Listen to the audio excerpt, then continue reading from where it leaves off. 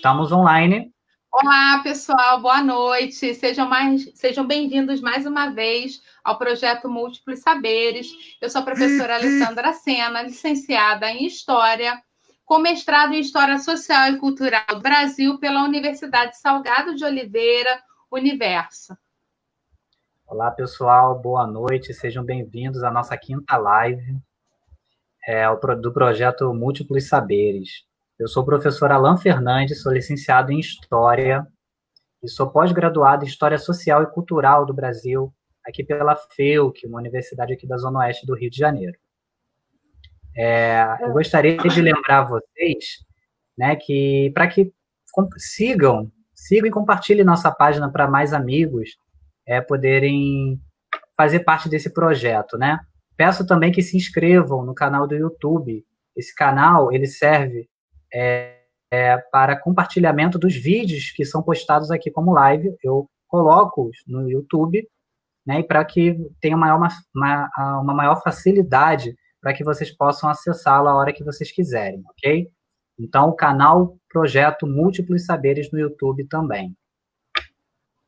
Isso aí. Gente, então, hoje nós vamos receber o professor Sávio Rois, mestre em História Social e Cultural também pela Universo. Tá? Ele vai debater aqui, vai conversar conosco hoje, né? Trouxe aí uma temática bem interessante, que faz parte do projeto, faz parte, na verdade, da dissertação de mestrado dele, né? Mulher Maravilha e Feminismo, né? Uma história de aproximações e afastamentos. Boa noite, Sávio. Seja muito bem-vindo ao projeto Múltiplos Saberes. Boa noite, Alan, também. Eu agradeço o convite de vocês, né? Muito bom poder debater esse assunto, né, com vocês. Obrigada, Sávio. Então, conta pra gente um pouco dessa tua pesquisa, né? A proposta, os resultados. Conta pra gente aí, ensina a gente um pouquinho mais sobre Mulher Maravilha. Na verdade, esse projeto, antes de ser um projeto de dissertação, antes de eu inserir ele como projeto lá no mestrado, foi um capítulo da minha monografia. Eu trabalhei com a relação entre história e histórias em quadrinhos, como as histórias em quadrinhos sempre são sintomas da realidade. O que está acontecendo na realidade social, na realidade cultural, vai interferir na maneira que a ficção é retratada. E aí eu já tinha feito isso no trabalho de conclusão de curso da graduação, e tinha um capítulo específico para as mulheres, né? Um capítulo sobre representação feminina e tudo. E aí, o capítulo, eu achei que, poxa, para um trabalho de conclusão de curso, a gente não tem como aprofundar muita coisa. Tem que passar o máximo possível, bem mais raso. E aí eu fiquei naquela do tipo, poxa, dá para trabalhar a Mulher Maravilha, dá para trabalhar a Mulher Maravilha sozinha, isolada das outras super-heroínas, e na relação dela como representante, ícone, elemento simbólico dos movimentos feministas. E aí, sempre veio uma pergunta na cabeça, a Mulher Maravilha é feminista? Quando a gente pensa na Mulher Maravilha, relaciona ela com o feminismo, o que na verdade, a gente está fazendo com isso? E aí, essa pergunta ficou na cabeça, montei o projeto, e tinha outros projetos que também estava tentando com seleções de mestrado, mas esse da Mulher Maravilha era a pergunta que mais batia na cabeça, tipo, a Mulher Maravilha é feminista, será que vale a pena esse trabalho? E aí foi o trabalho que foi aprovado. Na verdade, eu tinha os artigos que eu produzia sobre a Mulher Maravilha. Eles tinham uma boa leitura, uma boa saída, o pessoal estava lendo e usando até como material referencial. E aí, lá na Universo, usaram meus artigos como referenciais. E aí eu pensei, poxa, cabe lá esse debate, né, com a Mulher Maravilha. Aí eu montei o projeto a partir desses questionamentos historiográficos, né, relacionando Mulher Maravilha, movimentos feministas, representatividade, esses conceitos. E aí ele foi aprovado e se tornou meu casamento, que na verdade eu digo sempre que se tornou meu noivado de 2 anos, lá fazendo mestrado, e é um casamento até hoje, né? Até hoje. Eu fui no casamento, porque eu fui na defesa. Eu fui no casamento, né? Porque eu fui na defesa. Madrinha de casamento. Pois é. Mas conte-nos. Pois bem, aí eu montei o projeto foi aprovado, e aí eu parti de todo o formato, porque eu pensei o seguinte, uma das coisas que a academia mais tem problemas com o meio com essas mídias novas, com fontes que não são tão usuais, ou que são objetos que não são tão recebidos, tão bem recebidos por uma historiografia mais ortodoxa. Então, eu teria que construir um texto acadêmico, um texto científico, que conseguisse provar, inserir, manter a ideia de que essa literatura é funcional. Então, eu parti primeiro do pressuposto das perguntas historiográficas, né, dos questionamentos úteis para o trabalho. Porque o trabalho de história ele não pode ser simplesmente um reviver um elemento de memória de passado. Né? Ele precisa dizer algo para a gente na atualidade, ele precisa nos dizer algo, servir para a gente agora. Né? E aí, meu questionamento com a Mulher Maravilha foi justamente esse. Mulher Maravilha é feminista, é importante essa representação feminina, mesmo em ambientes que não são tidos por verdade, né? A ficção histórica, a ficção em quadrinhos. E o outro questionamento é, histórias em quadrinhos podem ser fontes de análises históricas? Quer dizer, e se são fontes de análises históricas, quais maneirismos, quais métodos, quais intervenções podem ser feitas para se extrair desses objetos informações úteis para o debate historiográfico? E aí virou esse grande desafio, né? Eu acabei montando o projeto, levando o projeto para o universo, tivemos professores que foram muito receptivos com essa abordagem, ainda que fossem professores, por exemplo, tivemos Francisco Falcon, que pegou no meu pé com a parte de teoria, né? A minha orientadora, a Mary, também, com aquela coisa do tipo... Nossa, né? A nossa orientadora. Nossa orientadora aqui, com aquela ideia do tipo, o seu trabalho precisa dialogar com a sociedade, não pode ser um trabalho para ficar na gaveta, guardado, porque isso é verdade, né? Você faz uma pesquisa histórica, e a história e a pesquisa não é levada de volta para a sociedade, que pesquisa é essa? Né? Ela engaveta, né? Então, alguém que trabalha com outros temas, como, por exemplo, escravidão, né? Tivemos colegas que trabalharam com escravidão, Tiago mesmo trabalhou com escravidão, e aí levar isso de volta para a sociedade, ainda de volta para a sociedade por questões raciais, por preconceitos, por construções de hierarquias e subalternidades para a população negra. A mesma coisa eu pensei com a Mulher Maravilha, quer dizer, como esse ícone, esse elemento simbólico, essa personagem ficcional, ela é útil para uma análise histórica do próprio movimento feminista. E aí eu fiz a construção dessa maneira, relacionando não só o suporte midiático, né, com o ícone, com a representação, e aí eu vou trabalhar não só com representação, com imaginário social, com representatividade, e a própria história do movimento feminista.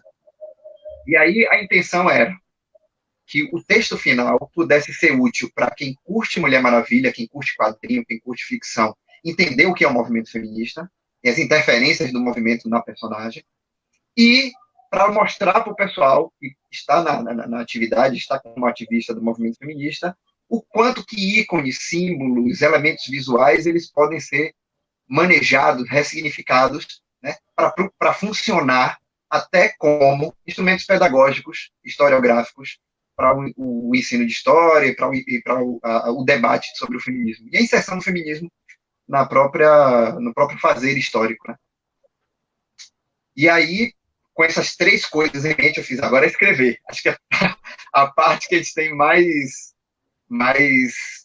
cansativa, né, é essa, como é que a gente vai escrever isso? E aí eu tudo na cabeça, né, Sávio? É só botar no papel, né? A gente tudo já na cabeça, é só botar na papel. A minha sorte é que o período que eu não tinha ainda entrado na seleção de mestrado, eu não fiquei parado. Eu peguei o projeto já estava lá montadinho, não sei o quê, e aí eu comecei a ir atrás, por exemplo, eu escrevi um artigo sobre Mulher Maravilha e imaginário social.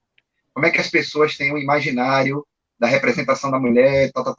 Depois eu peguei Mulher Maravilha de novo e trabalhei com representação. O conceito de representação na história com a Mulher Maravilha. Depois eu peguei a Mulher Maravilha e trabalhei outro artigo sobre estética na Mulher Maravilha. Ela é um padrão de beleza, ela escapa ao padrão de beleza, a imagem da Mulher Maravilha, o que a gente entende como beleza, muda durante as eras. Né? Então eu fui, à medida que a seleção ainda não tinha me aceito, eu ainda estava passando pelo processo de seleções diversas, eu não fiquei parado. Eu dei andamento a essas leituras de teoria, metodologia, com a personagem Mulher Maravilha.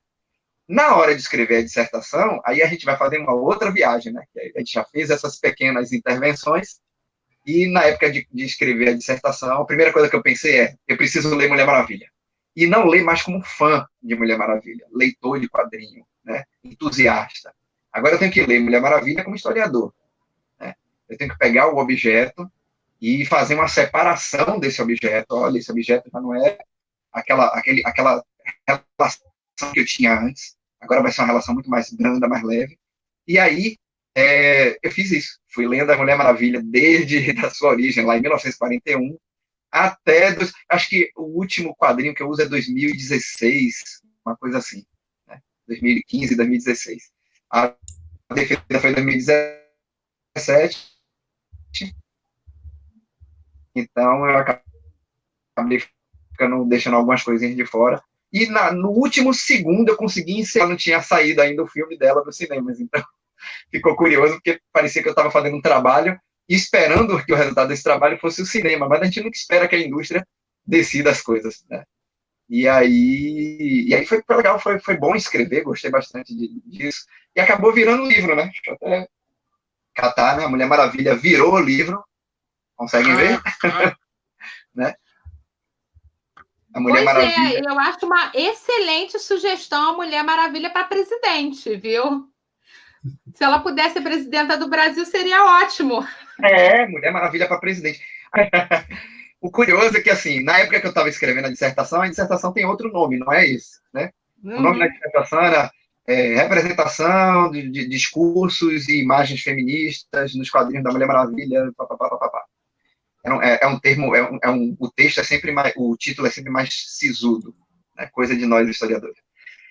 Quando foi virar livro, a editora anterior, teve uma primeira editora que aceitou o livro, e aí a editora fez assim, tá tendo um processo eleitoral no Brasil, e aí o seu título pode soar como se fosse uma afronta.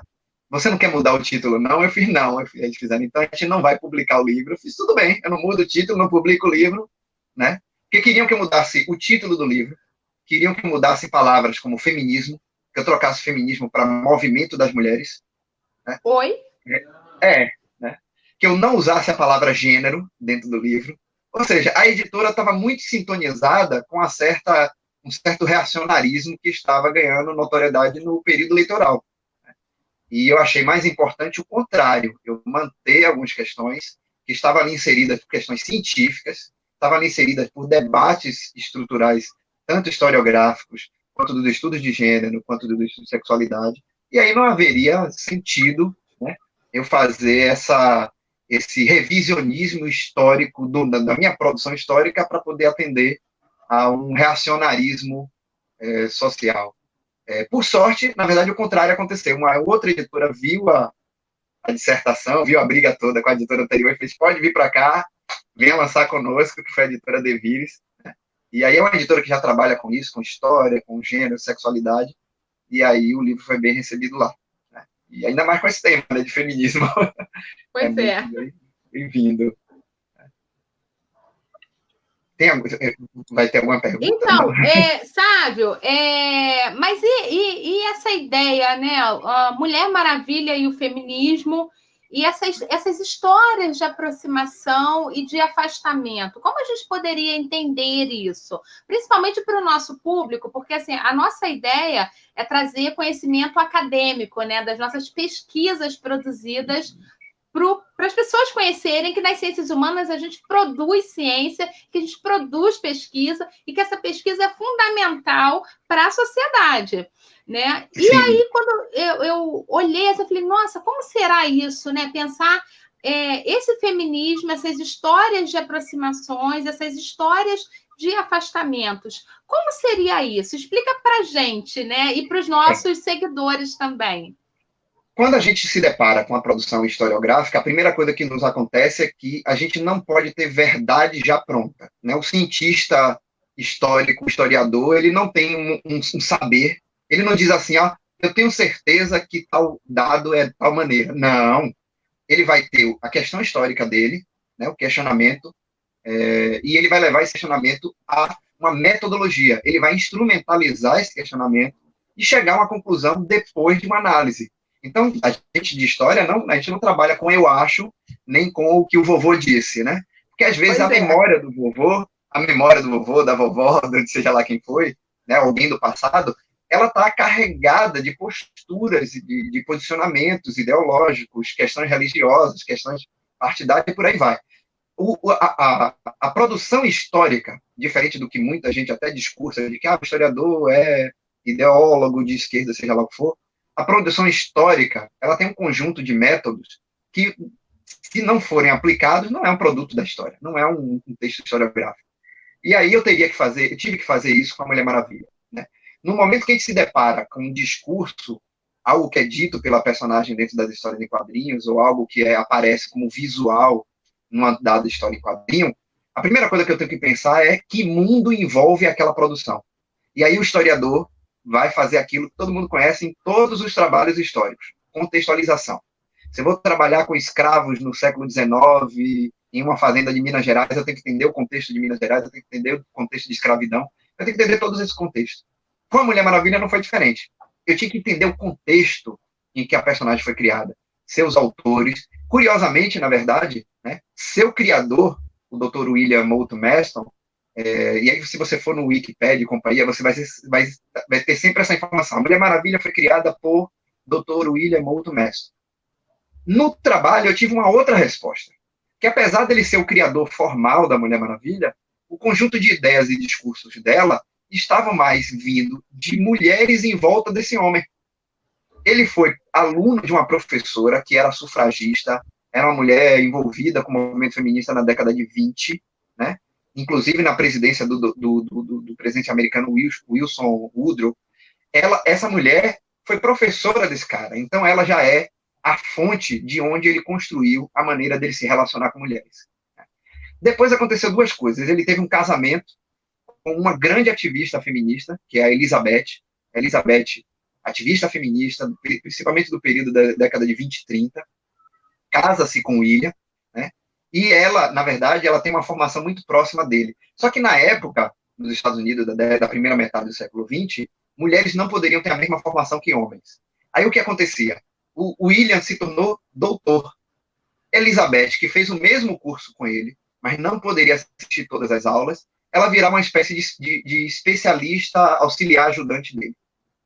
E era algo muito comum para as universidades daquela época, né? Que as mulheres que fizessem cursos universitários não tivessem todas as disciplinas. Por exemplo, uma médica, alguém que fosse para o curso de medicina, uma mulher, e ela não teria a disciplina anatomia, por exemplo.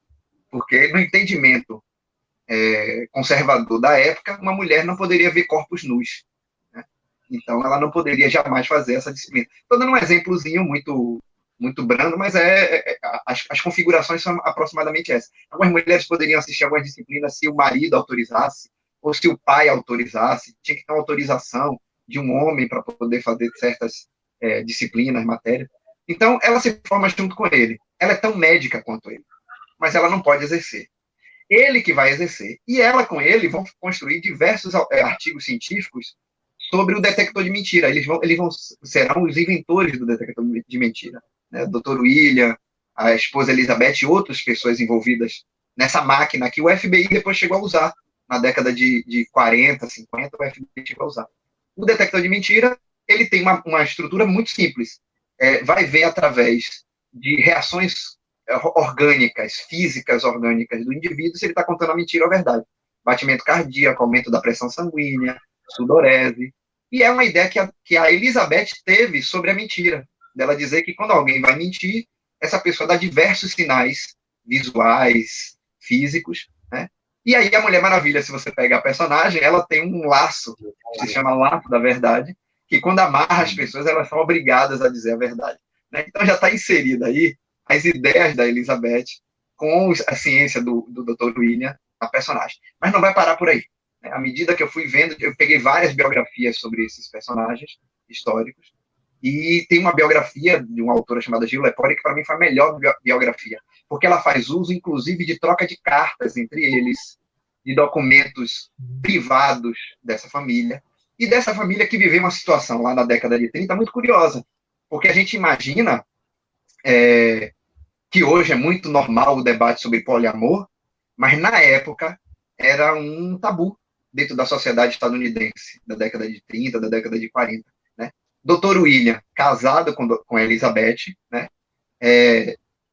Permitiram viver entre os dois uma outra mulher chamada Olive Byrne, também vinculada ao movimento feminista, também ativista feminista, que viveu uma relação de poliamor, tanto com o Dr. William quanto com a Elizabeth, e com as visitas de outras pessoas que atuavam ali naquela vivência sexual. Né? Era um tabu, porque a gente tem que lembrar que nesse período, principalmente nos Estados Unidos, esse poliamor, bigamia, ou seja lá como queiram condicionar, primeiro, era doença mental para as mulheres, né? E segundo, era crime.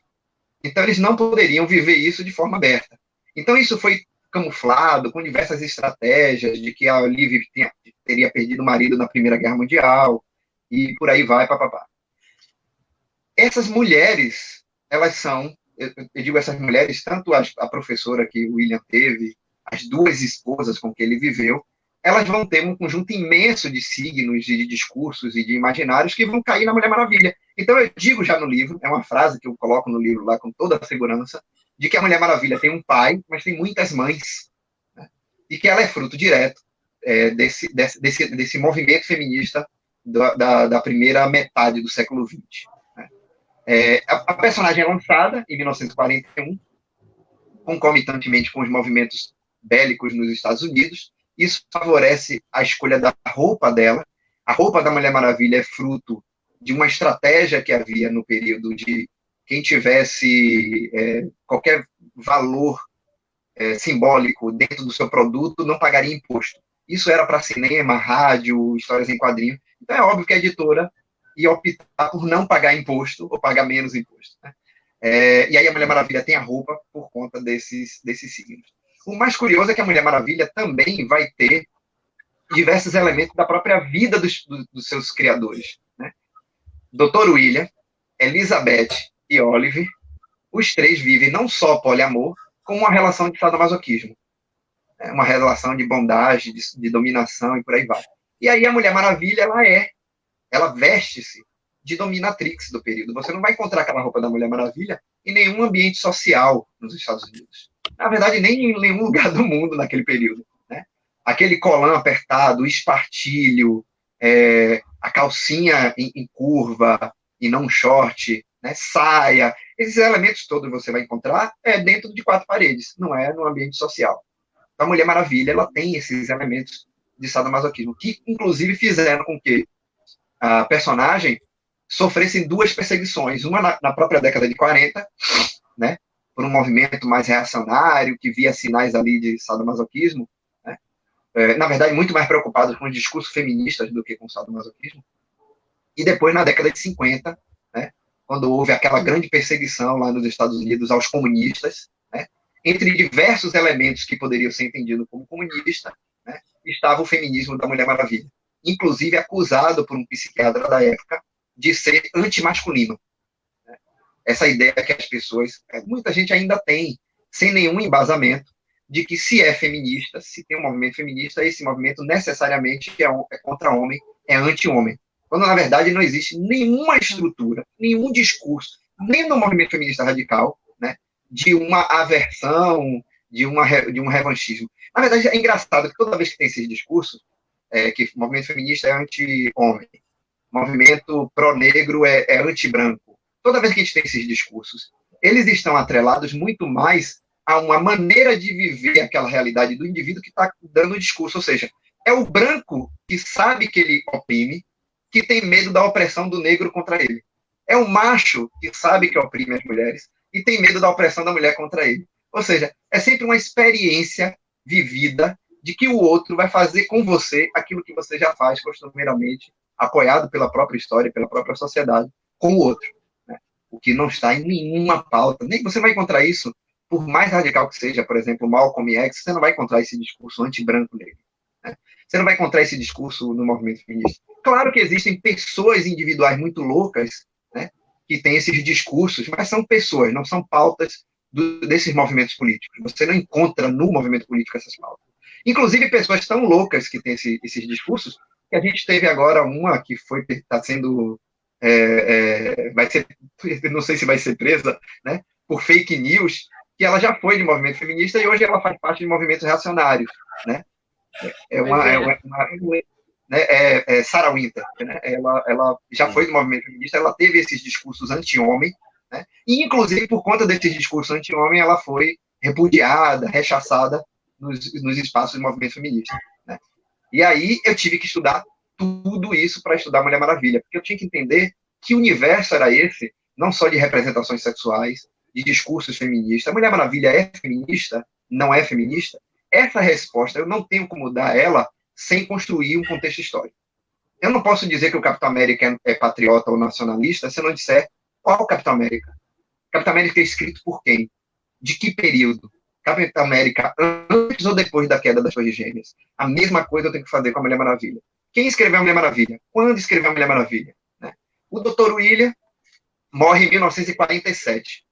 Quando ele morre em 1947, pela lógica, a editora é proprietária da personagem. Elizabeth vai até a editora, oferece os serviços dela como escritora, dizendo: eu ajudei meu marido a escrever essa personagem, eu posso dar continuidade ao trabalho dele, que tinha intenções pedagógicas de respeitabilidade das personagens femininas. A editora negou a Elizabeth, disse: nossa, mulher escrevendo quadrinho? De jeito nenhum. E passou os quadrinhos da Mulher Maravilha para um autor bem conservador, militar, fechadão, que achava um absurdo a Mulher Maravilha ser musculosa, achava um absurdo a Mulher Maravilha usar saia, achava um absurdo um monte de coisa. E ele fez um monte de modificação na Mulher Maravilha. Então nós já estamos vendo que a pergunta, Mulher Maravilha é feminista, ela valeria de 1941 a 47, né? De 48 até a década de 70, ela já perderia sua potência. Porque aí passamos por uma Mulher Maravilha reacionária, ortodoxa, que está muito mais preocupada em casar e ter filhos, e isso atrapalhar a vida dela de super-heroína, do que necessariamente nos discursos que ela tinha na década de 40, de que as mulheres têm que ter direitos iguais aos homens, de que as mulheres deveriam receber os mesmos salários, de que se alguém quiser ser amarrada, ela tem liberdade sexual para isso. Quer dizer, esses discursos da Mulher Maravilha da década de 50, eles já não cabem em 1950, da década da Mulher Maravilha da década de 40, não cabem em 1950. E é fácil a gente entender isso. Além da mudança do autor, né, a sociedade entra num processo de conservadorismo que todo mundo conhece. Voltam os homens da Segunda Guerra Mundial, as mulheres que tinham ocupado os cargos de trabalho precisam voltar para seus antigos afazeres domésticos, e aí a sociedade constrói todo um imaginário de que lugar de mulher dentro de casa, cuidando dos filhos e da cozinha, e os homens voltarem às suas ocupações, suas cadeiras no mercado de trabalho. Então, o que acontece com a Mulher Maravilha é exatamente esse processo de adequação dessa personagem, né, que só vai mudar depois da década de 70. Fazendo um adendo aqui, eu acabei de contar que o William teve duas mulheres, Elizabeth e Olive. E aí, se eu fosse apenas um machão querendo ter uma vida de bigamia muito linda, eu ia dizer que essa história é maravilhosa. Como eu sou historiador, a primeira coisa que eu vou perguntar é: com a morte de William, em 1947, essas mulheres continuam dentro daquele espaço familiar de poliamor, ou sem a influência dele, sem o discurso, sem a manutenção dele, essa relação se fragmentaria? E aí a resposta que eu tive foi o contrário. Justamente porque era uma relação legítima de poliamor, mesmo sem a presença do William, Elizabeth e Olive continuam juntas até 2000 e pouco, quando elas falecem, né? Uma falece, acho que em 2003. Tem no meu livro, tem dados e datas que a gente não grava. Mas tá nem precisa. Tá tudo registrado. Historiador não é calendário, né? Pois é, a gente entende o contexto da época. Pois é. Então, essas perguntas, elas fazem parte do processo o tempo inteiro. E esse processo é dado através de diversas fontes. Eu tive que olhar não só a biografia de William, Elizabeth, eu tive que olhar jornais, eu tive que ver contexto histórico, publicações da época, quais são os discursos tidos na época, né? Se a Mulher Maravilha fala algo em um quadrinho em 1946, a primeira coisa que eu tenho que pensar é: esse discurso dela é feminista? Agora, esse discurso é feminista para o mesmo período em que ela vive? Porque às vezes o discurso já está dado como fato. Por exemplo, digamos que hoje eu lance uma super-heroína e ela vai falar sobre a importância das mulheres votarem. Esse discurso poderia ser muito feminista na década de 20. em 2020, esse discurso, 100 anos depois, esse discurso já não é tão necessário para o movimento feminista. Né? Então eu tinha que pensar também essa sintonia. Será que a personagem está sintonizando ou não com o movimento feminista? E aí uma coisa muito curiosa que acontece durante a escrita disso, e aí eu tive que ler diversas histórias em quadrinhos da Mulher Maravilha, passei por essa fase em que ela sofreu uma reclusão, um afastamento do movimento feminista. Por isso que os termos, né, proximidades e afastamentos. Porque em dado momento ela vai se aproximar do movimento, em outros momentos ela vai se afastar do movimento. E isso vai estar atrelado muito mais não ao significado da personagem, mas quem está produzindo ela, quem desenha ela, quem escreve ela, quais são os editores daquele período, né? Inclusive a sua própria empresa. A Mulher Maravilha faz parte de um empreendimento que a gente conhece. Historicamente, ele era uma empresa chamada National Publication, depois se torna DC Comics. Quando se torna DC Comics, ela é comprada pela Warner, pelas empresas Warner Bros., que era primeiro de cinema, depois se torna um empreendimento que vai para jogos de videogame e por aí vai. Então, tudo isso é importante para a gente entender os rumos que se dão aos produtos, porque Mulher Maravilha é uma personagem ficcional, mas é um produto também desse empreendimento. Né? Então, vai para o produto. E nas próprias mudanças exigidas pela sociedade. Eu estou falando de Mulher Maravilha, eu acabei de falar de Mulher Maravilha na década de 50, na década de 60, numa reunião feita cheia de homens, um monte de homem numa mesa, um monte de homem que nunca participou, nunca leu nada sobre feminismo. Esses indivíduos resolveram mudar a personagem para ela atender a mulher moderna, a mulher dos anos 60. E aí o que eles fizeram? Eles pegaram várias revistas como Cosmopolitan, Vogue, e através dessas revistas, não de livros feministas e não de autoras feministas. A gente tem que lembrar aí que em 1960 já tinha uma quantidade muito grande de autoras produzindo livros sobre o movimento feminista, né? Buscando renovar os saberes sobre esse movimento.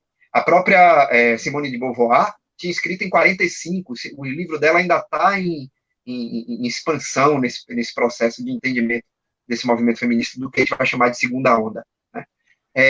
Esses editores resolveram, então, atualizar a Mulher Maravilha para ela ficar condizente com as mulheres estão em movimento na década de 60. Lembremos que na década de 60, 1968, teve a revolta de mulheres contra o concurso de beleza da Miss América.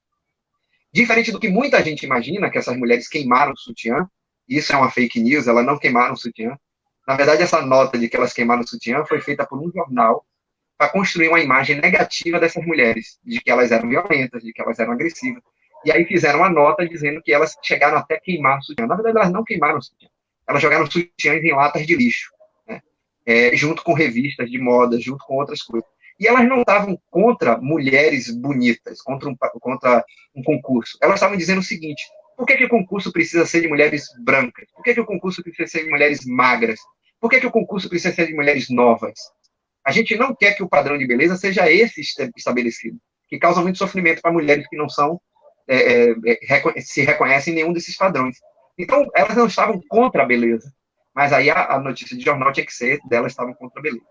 Esse movimento fez os editores apostarem numa Mulher Maravilha sem os poderes, sem a Ilha das Amazonas, sem braceletes, tiaras, nada dessa coisa, e vestida com a estética das mulheres do período. Só que aí eles foram atrás de revistas, como eu falei, Cosmopolitan, Vogue, por aí vai. Então eles pegaram a moda da época. A Mulher Maravilha começou a vestir uma roupa do pescoço ao pé, cobrindo tudo que ela tinha, e ela virou uma lutadora de Kung Fu, no período da década de 70, né? E que não tinha sequer uma menção ao movimento feminista. As mulheres do movimento feminista, a gente está falando agora de 1970, né? 1960, final de 60 e 70. Quem são as mulheres que estão, nesse período, lutando por direitos civis? São as mulheres que foram crianças na década de 40 e leram a Mulher Maravilha na década de 40. Que quando pegaram a revista da Mulher Maravilha em 60 e 70, vão dizer: essa não é a Mulher Maravilha que a gente leu. Então elas vão trabalhar um outro conceito também importante para nós de história, que é a memória. Elas têm uma memória de uma representatividade diferente daquelas que elas estão experimentando ali agora naquela leitura. O que é que essas mulheres vão fazer? Elas vão se rebelar contra a editora, exigindo a Mulher Maravilha de volta. Elas vão lançar primeiro uma coletânea com as quadrinhos da Mulher Maravilha da década de 50, que tinha sido esquecida. Depois elas vão lançar uma revista feminista chamada Miss Magazine, que vai ter o título Mulher Maravilha para Presidente, porque nesse exato momento tinha uma mulher, a Shirley Chisholm. Ela é pedagoga, mulher negra, pedagoga, que participou da eleição dos Estados Unidos para presidente. Ela participou primeiro da eleição dentro do próprio Partido Democrata, mas o partido achou que essa mulher negra, pedagoga, ela não teria força para enfrentar Nixon. Então acabaram tirando ela, colocaram McGovern no lugar, né? E aí as mulheres, as feministas, ficaram indignadas com a troca que foi feita, né? E aí lançaram na revista uma nota de repúdio e a informação, Mulher Maravilha para Presidente. Esse Mulher Maravilha para Presidente, inclusive, é o título de uma história da Mulher Maravilha lá na década de 40, em que ela entra numa eleição contra um candidato que é o deus da guerra, o deus Ares, militar, machão, ortodoxo, do bigode grosso, que queria as eleições. A Mulher Maravilha combate ele nessas eleições e ela vence ele nas eleições, né? Essa história, Mulher Maravilha para Presidente, vai ser usada pelas feministas na primeira revista Miss Magazine com o título Wonder Woman for President, né? Mas fazendo uma referência muito mais a Shirley, a candidata, do que a personagem necessariamente. E a primeira capa dessa revista é com a Mulher Maravilha com as roupas da década de 40, e não essas roupas novas, né? Essa vestimenta mais fechada. E, óbvio, quando eu pesquisei, que li essas duas referências da Mulher Maravilha para presidente na década de 40, Mulher Maravilha para presidente em 1972, a primeira coisa que eu pensei foi: o título do meu livro precisa ser Mulher Maravilha para presidente. Vamos manter essa campanha, né? Vamos manter viva essa campanha eleitoral. E aí a editora sofre tanto repúdio do movimento feminista que resolve trazer a roupa da Mulher Maravilha de volta, né? E renovar as narrativas que estavam tendo da Mulher Maravilha. Então, na década de 70, chegaram a contratar um autor chamado Delany, Samuel Delany, que ele vai escrever histórias da Mulher Maravilha, que ela vai falar sobre aborto, sobre violência contra a mulher, né? Sobre machismo e assédio sexual. Então, todos esses temas começam a ser inseridos na Mulher Maravilha, mas a editora é tão conservadora que negou essas revistas. Mandou cancelar quando as revistas começaram a serem lançadas, demitiu o Samuel Delany e colocou o antigo escritor, não o William, que já tinha morrido, mas o Koenig, aquele militarzão que eu falei, coloca ele de volta para escrever a Mulher Maravilha, mas diz: tome cuidado, que a gente não quer feminista aqui na porta. Então, o escritor Koenig vai fazer histórias da Mulher Maravilha mais próximas do discurso do que as feministas querem, inclusive inserindo uma Mulher Maravilha negra, que aparece a primeira vez numa dessas edições, lá em 75 ou 76, se não me engano, né? Essa personagem aparece, faz parte do panteão da Mulher Maravilha, e a Mulher Maravilha ganha, com certa brandeza, alguns discursos. E aí eu vou dizer que ela não está nem tão próxima do movimento feminista, nem tão necessariamente afastada. Ela só vai ganhar essa carga de volta de personagem feminista em duas situações. Primeiro, na série de TV com Linda Carter. Sai na década de 70, 1977, uma série de TV com a atriz Linda Carter, que tinha sido negada duas tentativas antes do lançamento dessa série. Houveram dois casts, né, que chama, duas seleções de atrizes. Ela participou. Ela foi negada por ser gorda. Você imagina a Linda Carter gorda, né? Pega qualquer imagem da Linda Carter. Ela foi considerada gorda. E aí ela foi negada para ser Mulher Maravilha na primeira tentativa da série, de 1964. Em 66, tentaram lançar a série de volta, também foi negada. E aí, em 77, tem um novo cast, só que aí a Linda Carter tinha acabado de ganhar o prêmio de Miss América, o prêmio de beleza de Miss América, né, a tal gorda. E aí a série de TV diz: não, chama a gorda de volta. E aí bota a Linda Carter para ser a Mulher Maravilha. Não é à toa que muita gente tem na memória. Se você pega a maioria das pessoas, inclusive no meu texto, eu começo até com isso, dizendo: olha, a memória é algo muito importante para a gente pensar o passado. Mas a memória sem o trato do historiador, ela é equivocada, ela é impura, né? O historiador precisa trabalhar a memória para transformar ela em algo factual, em algo historiográfico. Sábio, você falando da memória é interessante, porque nos anos 80, quando a série chega na televisão brasileira, né, na Globo, e eu garota ainda, criança, olha que eu sou mais velha que você, mas assim, as minhas lembranças, pouquinho, as minhas lembranças da Mulher Maravilha, cara, eu sentava no sofá para assistir, e eu achava aquela mulher muito foda, com pH assim, bem grandão, sabe? Excepcional, eu falava assim, caramba, que mulher forte, que mulher maravilhosa, olha, ela consegue fazer um montão de, lógico que aí preservado todo a poesia da obra, né? Mas eu achava aquilo fantástico, eu falava, eu quero ser igual a Mulher Maravilha. E você vê que eu tenho pouco mais de 40 e tantos, né? Então, essa ideia da construção da memória é excepcional. Eu tenho boas lembranças assistindo aos capítulos. Só uma...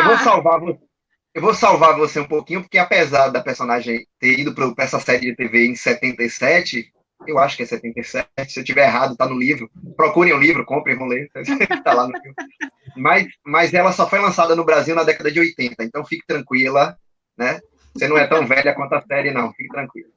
Mas, né? Essa série foi importante... A série só tinha 2 anos, só. Essa série foi importante porque essa série mostrou que esse tipo de imagem, de discurso, inclusive para a Warner, era rentável. Né? A gente tem que lembrar que, de vez em quando, o sistema capitalista ele se vale de estruturas que vêm de uma cultura, ele se apropria de elementos daquela cultura, investe naquilo e transforma aquilo em um objeto consumível. Não que a Mulher Maravilha já não fosse um objeto consumível, ela já era. Né? Mas ela era um objeto consumível de uma espécie de literatura ou de uma subliteratura que as pessoas já vinham como inferiorizada. História em quadrinhos sempre... A gente sempre tem uma relação muito doentia de dizer assim, história em quadrinho é uma subliteratura que compete com a literatura. Né? Não como uma ponte. História em quadrinho é uma ponte para a literatura. Todo mundo que acaba tendo gosto pela leitura e narrativas em quadrinhos, logo está passando para ler livros físicos, livros textuais sem imagem. Né?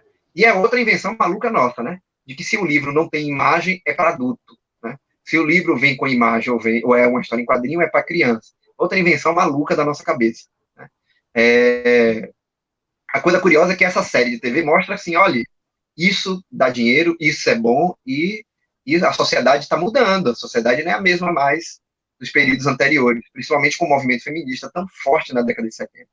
Então, a Mulher Maravilha, na série de TV, tem a primeira temporada dela, que é bem branda, bem... ela na Segunda Guerra Mundial, mas a segunda e a terceira temporada, foram 3 temporadas, tem mais discursos feministas. Ela fala coisas, eu não vou dizer nenhum aqui não, eu vou fazer aquela coisa de merchan, vão no livro, eu fiz vários discursos lá no livro, mas ela faz um monte de discursos que são discursos que já estão antenados com o movimento feminista, mas não são discursos tão incisivos.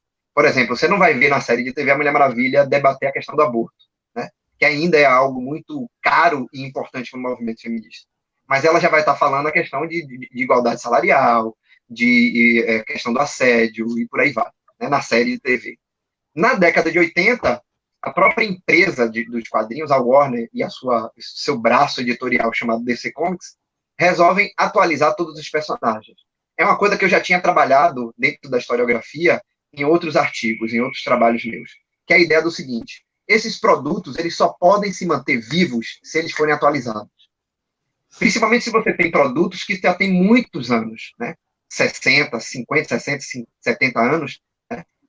Se você não muda esse... Não é à toa que, para muita gente, algumas narrativas, elas ficaram muito próximas do passado. Tem muita gente que não lê Fantasma, porque Fantasma é um personagem muito atrelado ao período neocolonial africano. Né? As pessoas não leem Tarzan, porque está atrelado também a uma realidade final do século XIX e do século XX. É óbvio que esses personagens também são atualizados, né? À toa que teve um filme de Tarzan recente. Mas no caso de produtos como Super-Homem, Homem-Aranha, Mulher Maravilha, eles precisam ser atualizados de uma forma geracional. O que é que eu estou querendo dizer com isso? A própria empresa, de tempos em tempos, em aproximadamente 15 ou 20 anos, a própria empresa recria a origem do personagem, porque ela já está aguardando uma nova geração de leitores. Então, na década de 80, a editora percebeu que, olha, está na hora de fazer uma atualização dos personagens. E aí fizeram do Batman, bem sucedida, fizeram do Super-Homem também, e na hora de fazer a da Mulher Maravilha, tomaram aquele devido cuidado com o movimento feminista na década anterior, e convidaram um autor, Jorge Pérez, né, que já tinha trabalhado com essas questões em uma outra revista, e é um ativista, ele é um homem que já estava no movimento negro, já estava no movimento feminista, já estava no movimento LGBT. Então, quando ele é inserido nessa atualização da Mulher Maravilha, o cara diz, agora está na hora de voltar os elementos todos que a gente tinha na década de 40, renovar eles e inserir novas pautas feministas da Mulher Maravilha. Então, uma das coisas que ele faz, por exemplo, é que a Ilha das Amazonas não era mais feita por mulheres brancas, era feita por mulheres de diversas etnias, diversos tamanhos, diversos gêneros e, por que não, diversas sexualidades. Outra coisa que ele coloca é que a origem das Amazonas não era um bando de mulheres que viviam no reino e foram violentadas por Hércules e acabaram se isolando. Né? Esse mito das Amazonas, inclusive, é um mito grego. A sua pedagogia no mito grego é contrária ao que a gente está usando. Lá no mito grego, esse mito das Amazonas, é para dizer às pessoas que um governo feito de mulheres, ele é desgovernado. Né? Essas mulheres que vivem todas sozinhas, elas matam crianças, uma alusão talvez até ao aborto. Né? Então os gregos estão dizendo que mulheres sozinhas, sem a governança masculina, elas vão virar selvagens. É isso que são as Amazonas no mito grego. Não é à toa que os heróis gregos passam por um processo chamado amazonomaquia, que é a ideia de todo herói grego precisava estuprar uma amazona, né, para provar a sua superioridade e masculinidade. No mito, na década de 40, que o William coloca, ele vai colocar as mulheres como uma sociedade de mulheres que evoluiu. Na década de 80, o Jorge Pérez vai fazer a mesma coisa, ele vai pegar essas mulheres e vai dizer assim, bora botar um mito bem elaborado. E como é que a gente faz isso? A gente vai fazer isso da seguinte maneira. Essa ilha de mulheres, ela foi feita de mulheres criadas pelas deusas gregas a partir de almas perdidas, de mulheres que foram violentadas na história. Toda mulher que sofreu violência de gênero e morreu por conta disso, ela vai reencarnar como uma amazona. E aí o Jorge Pérez insere isso no quadrinho dos anos 80, é maravilhoso, tem o chamado Ventre de Gaia, onde essas almas todas estão lá. Tal. Quando ele insere isso, ele vai fazer com que a rainha Hipólita, a rainha das Amazonas, tenha sido violentada e morta grávida. E por isso, quando ela volta como amazona, ela reencarna no corpo de uma amazona, ela ainda tem a vontade de parir. Mas ela não pode parir porque é outro corpo encarnado. O corpo que ela viveu já tinha morrido. E aí a decisão que é feita na narrativa é que ela vai construir, através de barro, uma criança, vai fazer uma criança de barro, e os deuses vão dar poderes a essa criança. E aí nasce Diana, a Mulher Maravilha. Por isso que, se a gente vê o filme, no filme é a única criança que tem na ilha, né? A única menina na ilha. O resto todos são mulheres adultas, né? Essa personagem nos anos 80 vai ter uma importância muito grande, vai ganhar um destaque ainda maior do que ela tinha nos períodos anteriores, né? Inclusive, o próprio Jorge Pérez vai inserir os debates feministas, vai ter a Ilha das Amazonas, que são mulheres que querem viver uma igualdade com os homens, e vai ter um outro grupo chamado as Mulheres de Bana Migdal, que são terroristas, né, que estão atreladas não só no período da década de 80, aos conflitos que estão ocorrendo no Oriente Médio, pós-Segunda Guerra Mundial, conflito esses, todos atrelados a uma ideia de terrorismo, né? Esse conceito do outro ser terrorista, porque o outro está defendendo-se de outras violências passadas, é bem comum, né? Acabamos de ter o George Floyd assassinado por um policial agora, né? E aí os movimentos lá estão destruindo e queimando lojas, queimando delegacias, e a gente já está vendo um discurso muito atrelado à memória, uma construção de memória, de dizer que isso é vandalismo, isso é terrorismo, né? Quando, na verdade, colocar o joelho no pescoço de um homem por 9 minutos não fosse um ato de terror, né?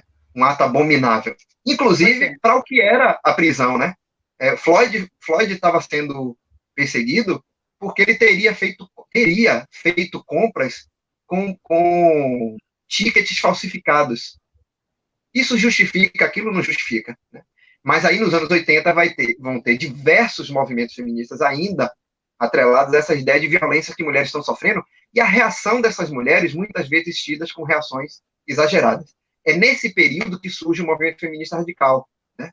Principalmente no período dos anos 80. O que vai fazer com que muitas feministas entrem em conflito interno, principalmente pela representatividade que estão sendo dadas a elas, de serem terroristas, de serem violentas, de serem anti-homens, né? Esse discurso acaba sempre voltando toda vez que o movimento reacionário se sente ameaçado por essas mulheres, né, que são mais incisivas no seu modo de fazer o seu levante feminista, né? Então, eu trabalhei com esse período da década de 80 também, que é muito importante, né? Mas aí a dissertação vai dizendo para a gente, olha, está na hora de chegar no final, Calma. né? Vai encerrando. Só que eu achei importante, nesse encerramento, inserir autoras mulheres, como a Gayle Simon, que escreveu Mulher Maravilha, fez diversas críticas feministas dentro do quadrinho da Mulher Maravilha, né? Para mim foi necessário inserir, por exemplo, a eleição de Trump, né? Que no período passou por um processo de levante feminista contra o Trump, né? Porque ele representa um reacionarismo sexista, está evidente ali, né? Aqui nós tivemos o Ele Não, né? Que foi um movimento também de mulheres contra esse reacionarismo sexista representado pelo Jair Bolsonaro, né? Então, para mim, foi importante inserir esses detalhes também dentro da narrativa do livro, para mostrar o quanto que essa retomada acontece também em movimentos feministas com a personagem. Às vezes, a personagem ela se aproxima e se afasta do movimento feminista no seu discurso, na sua representação, mas não tem um movimento feminista que você não veja uma camisa da Mulher Maravilha, uma bolsa da Mulher Maravilha, um par de brincos da Mulher Maravilha, né? Então, a própria sociedade se apropria, faz o inverso que o capitalismo faz, né? O capitalismo se apropria dos elementos culturais da sociedade e, de vez em quando, a sociedade faz o inverso, se apropria do capitalismo. Né? Do capitalismo. Pra... Sábio. Durante, se eu não me engano, a última semana ou 2 semanas atrás, né, foi noticiado, viralizou uma imagem da ministra Damares Alves, né, com uma máscara da Mulher Maravilha, né, com o símbolo da Mulher Maravilha, né? Então, para ambos os lados, né, mais uma prova viva de como a sua pesquisa é tão atual, né? A história de aproximações e afastamentos, né? Quem está naquele espectro mais radical, político, né? Que representa, né, o executivo atual, também se apropriando de uma imagem, de uma heroína, né, da história em quadrinhos, e que teve toda uma história tão rica, né, de desenvolvimento através dessas nuances de feminismo, para chegar a ministra Damares Alves estar usando o símbolo, né, no rosto, né, enfim. É interessante, né, a gente entender um pouco como que a história ela nos dá suporte para poder compreender as coisas, né, e a gente olhar e falar, gente, ela tá ali, acho que ela nem entendeu ainda o significado por trás, né, daquilo. Eu acho que ela vai precisar ler o livro do Sávio para poder entender. Se você puder mandar para Brasília, né, eu acho que, não sei se ela vai ler, mas enfim, eu acho que esse povo não lê. Se esse povo lê, não estava aí, não. O máximo... Tem que ver porque, assim, se não consegue ler o signo, né? Porque se está usando a máscara da Mulher Maravilha, tem todo um signo por trás da Mulher Maravilha, tem todo um arcabouço que você pode fazer uma leitura sem necessariamente ter um catatal de livros teóricos, metodológicos. Não, é uma questão até muito mais de bom senso, né? De que você, se está usando um símbolo que é presente em movimentos feministas, logo você, que deveria ser uma ministra feminista, né? Mas você se diz o contrário, é uma ministra antifeminista, como se isso fosse qualquer coisa que não igual a sexista, machista, né? O uso dela demonstra, na verdade, uma tentativa, né, de infantilização, de dizer que ela está preocupada com as crianças, de dizer que ela está preocupada com o público, que ela é o discurso dela o tempo inteiro, né? Esse discurso do perigo contra a infância, ele é um discurso que está presente o tempo todo e de forma falaciosa. Tivemos o prefeito de vocês, não foi o prefeito de vocês que foi na Bienal? Isso. Prefeito de vocês todos os livros com temática... Nem me lembre disso. Pois é, uma situação, na verdade, que primeiro, que não tem a menor lógica, né? A narrativa não era uma narrativa erotizada, não era uma narrativa pejorativa, né? Era uma relação de amor límpido e justo, limpo e bonito, né? Entre personagens. Para ele, só o que pesa é a ideia de ser personagens do mesmo sexo. Se aquele beijo tivesse sido com personagens de sexos diferentes, ele não veria o mesmo teor. Mas é óbvio que tem uma das coisas que mais ganha a sociedade hoje em dia, que é um discurso falacioso, que é o discurso do perigo pela criança. A criança corre perigo. Na verdade, a criança corre muito mais perigo por programas televisivos que mostram violência diariamente no período do horário do almoço, né, no horário do almoço, muito mais do que um beijo gay dentro de uma história em quadrinho que sabe lá que a criança às vezes nem tem acesso a essa história em quadrinho, porque vivemos ainda esse processo de educação nivelada cada vez mais para baixo, onde a leitura vira uma espécie até de castigo, né? A criança tem na leitura uma espécie de castigo. Não vou ler, porque ler é cansativo, é castigo e tal. E não um prazer da leitura, né? Então, em vez de estar preocupado... Oi, pegando só esse teu gancho com a educação, que eu acho que é fundamental, até porque nós somos todos professores, né? Estamos em sala de aula aí com os nossos alunos, sejam eles da educação básica ou do nível superior, e aí me vem assim, eu particularmente era uma professora que pouco me apropriava de histórias em quadrinhos em sala de aula até 2013. E pós 2013 eu comecei a me apropriar de histórias em quadrinhos em sala de aula. Muito disso por conta na época do próprio mestrado, né, da minha relação de amizade com a Natânia, que você conhece, posteriormente com a minha amizade com você, e comecei a usar histórias em quadrinhos em sala de aula, tá? E eu queria que você falasse para a gente, assim, resumidamente, porque a gente tem um problema com essa plataforma, que a gente tem que controlar os horários rigorosamente. E eu queria que você falasse rapidamente para a gente dessa importância da utilização de história em quadrinhos em sala de aula para nós que somos professores de história, até para tirar aquela ideia aquele ensino de história chato, decoreba, né? Que não é interessante para o aluno. Eu queria que você pincelasse para a gente isso. Certo. Para começar, acho que o eixo mais interessante para a gente é a relação entre história e ficção, né? Primeiro que a academia, por um longo tempo, viu a ficção como mentira e a história como verdade, e aí não casava esses dois espaços, né? E o que é péssimo para a gente que faz o trabalho pedagógico, né? De que a ficção ela é um instrumento utilíssimo para iniciar qualquer debate. Eu posso, óbvio, construir um debate a contrapelo da ficção, mesmo que a ficção tenha elementos pejorativos, estereótipos, e seja lá o que for. Isso é importante também debater, né? Eu trabalhei bastante, por exemplo, com a África, com a relação entre África e quadrinho, representação da África, representação dos negros nas histórias em quadrinho, né? Estive até com a DIMUS, que é a diretoria de museus aqui de Salvador, daqui do meu estado, né? Falando sobre representação dos negros nas últimas lives. Essas lives estão até no YouTube da DIMUS. Uma das coisas mais importantes você pode fazer uso disso, fazer a leitura disso, e lembrar que a ficção ela pode ser o suporte para você chegar até a história. Seja o suporte para você corroborar um elemento da história, seja o suporte para você negar. Você pode usar uma história em quadrinho pejorativa como Tintin no Congo e dizer, olha, turma. E eu estou falando turma, eu usei a palavra turma, não criança, porque isso pode ser interessante tanto para o ensino básico, fundamental, tanto para o ensino médio, como para o ensino superior. Estou falando também de universidade e faculdade. De dizer o seguinte, a imagem que a gente tem da África, muitas vezes é uma imagem traída pelas histórias em quadrinhos, como Tarzan, Tintin, de uma África de doença, de animais selvagens, de fome, de subalternidade, que é fruto de um discurso neocolonial, de um processo anterior. A gente tem que lembrar que o Hergé, quando fez o Tintin no Congo, o Congo ainda era dominado pelo Império Belga. Né? Então, a gente pode fazer essa leitura. Para a gente, o mais importante, de qualquer maneira, e aí eu vou fazer uma coisa meio dica para os meus colegas professores, que é o seguinte, antes de entusiasmadamente pegar uma história em quadrinho e levar, leia a história, leia 2, 3 vezes, veja o que você pode extrair dessa história, positivo e negativo, né, dessa narrativa, e como ela pode corroborar para você trazer uma outra visão sobre esse passado. A visão não só de quando a história foi feita, mas de que passado essa história está representada. Então a gente tem que tomar cuidado, porque, por exemplo, eu achei uma história em quadrinho maravilhosa sobre Dom Pedro II.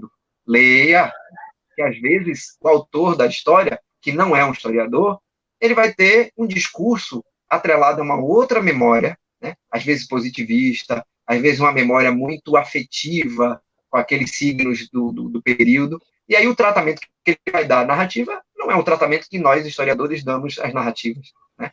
Então, é um instrumento maravilhoso. Eu cheguei a fazer 3 textos no meu blog. Eu tenho um blog que tem os textos... Normalmente, quando eu faço um texto acadêmico chato para nós, historiadores, eu faço a versão light desse texto para a gente que já está em sala de aula, para a gente que não é da área de história, poder usar o texto, né? Que geralmente eu faço essa ponte entre as narrativas, né? E aí, eu tenho uma série com 3 textos chamados Quadrinhos e Historiografia, que eu vou dizendo assim os passo a passos mais legais que um professor pode usar para usar de forma mais eficiente a história em quadrinho dentro de sala de aula, né? E aí eu dou diversos exemplos. E meu blog está cheio de exemplos disso, né? Toda hora eu pego uma história em quadrinho e aí eu faço uma análise com um elemento dessa história em quadrinho e insiro o debate, que pode ser útil para a sala de aula e pode ser útil para qualquer espaço, até com uma mesa de bar. Deixa o nome do blog aí para o pessoal, quem tiver interessado em buscar essa alternativa metodológica, né? Extremamente didática também para a sala de aula. Deixa aí para o pessoal, por favor. Deixa sim, é www.savioroz, o meu Roz é R-O-Z de zebra, wordpress.com. Mas eu acho que se botar Sávio Roz, o meu nome no Google, aparece logo ele de primeira, né, o blog, né? Mas é facinho, não é difícil, não. E no caso, no blog são esses textos. No caso do livro, ele tá em 2 espaços hoje, né? Ele está no site da Devires, que é www.queerlivros.com.br, e ele está em outro site também, que é a Amazon. Se botar na Amazon Mulher Maravilha para Presidente, aparece meu livrinho lá, também na Amazon. Então são esses que luxo, hein? Que maravilha, sabe? Eu quero muito, muito, muito, muito agradecer a sua presença hoje, ter disponibilizado essa 1 horinha para estar aqui conosco. Foi um prazer imenso. Tenho certeza que muita gente aprendeu, né, junto com a gente hoje, e fico muito, muito, muito agradecida, e estendendo aí futuramente um novo convite para você vir falar mais um pouco para a gente sobre as histórias em quadrinhos. Pode chamar. Pode ficar à vontade. Eu que agradeço, Alessandra, pela confiança no trabalho, e a Alan Fernandes, né, que eu não conheci agora, né, e eu fico muito feliz, primeiro, pela confiança no trabalho, confiança na fala, porque eu percebi que o projeto de vocês tinha esse intento, né, de ser algo mais seguro, de ser algo que pudesse ser usado e funcional. Então, eu agradeço. Obrigadão mesmo pela oportunidade. Nós que agradecemos, professor, pela disponibilidade, pelo pleno aceite, enfim, foi rapidamente, né? Daqui algumas semanas, né, mais para frente, a gente fazendo uma nova organograma, né, de futuras lives, a gente com certeza vai adicionar uma futura fala sua aqui, tá bom? Sávio, muito obrigada, viu? Boa noite. Beijo grande para você, hein? Obrigadão. Da próxima vez que eu estiver em Salvador, você, por favor, vamos esquematizar direito para a gente se ver, viu? Que em fevereiro a gente se perdeu. Eu acho que a gente se perdeu lá na festa de Iemanjá, foi por isso. Foi verdade. Tá gente, bom, querido? Beijo grande. Obrigada. Tchau, tchau. Então, pessoal... Caramba, sabe? Oi, Alan, estou emocionada com a fala do Sávio. É muito legal aprender sobre história em quadrinhos, né? Mais uma aula, né? Mais uma aula, né? Mais uma aula, mais uma aula. Bom que durante, eu acredito que seja o mesmo pensamento do pessoal que está aí conosco, né? Nos assistindo agora. Foi mais uma aula, né? Assim, a gente fica até sem fôlego, né? Tanta informação e as coisas vão fazendo sentido, né? Eu, particularmente, eu gosto muito, né, dos heróis, eu gosto muito de assistir tanto os desenhos animados quanto os quadrinhos também. Então, para mim, foi uma novidade. Eu nunca... A gente está na vantagem, né, Alan? Nunca fiz essa ponte, né, das minhas pesquisas. Você sabe que as minhas pesquisas, elas se dão em outro plano, né?